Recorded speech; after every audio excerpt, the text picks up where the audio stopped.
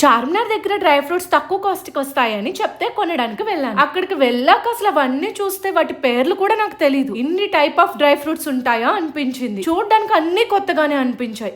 ఏం తీసుకోవాలో అయితే అర్థం కాలేదు. కానీ లోపలికి వెళ్ళిన తర్వాత వాళ్ళు ఒక్కొక్కటి టేస్ట్ చేయండి మేడం అంటూ ఇస్తూ ఉన్నారు.